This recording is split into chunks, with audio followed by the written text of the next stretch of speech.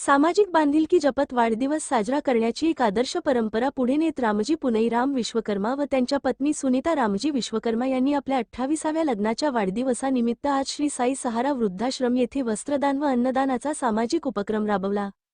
या उपक्रमामुळे वृद्धाश्रमातील ज्येष्ठ नागरिकांच्या चेहऱ्यावर आनंदाची लहर उमटली।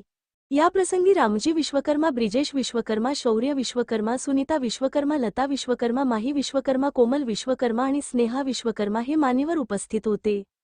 सर्वांनी मिळून वृद्धाश्रमातील गरजू रहिवाशांना वस्त्र व अन्नाचे वाटप करत त्यांच्यासोबत वेळ घालवला, संवाद साधला आणि त्यांच्या भावना जाणून घेतल्या। समाजाप्रती आपली जबाबदारी ओळखून अशा प्रकारे वाढदिवस साजरा केल्यामुळे एक सकारात्मक संदेश समाजात पोहोचत आहे। केवळ उत्सव साजरा न करता गरजूंच्या चेहऱ्यावर हसू फुलवणे हीच खरी समाधानाची गोष्ट असल्याचे मत उपस्थितांनी व्यक्त केले। या उपक्रमाचे सर्वत्र कौतुक होत असून इतरांनीही अशा सामाजिक कार्यातून प्रेरणा घ्यावी अशी भावना व्यक्त करण्यात आली।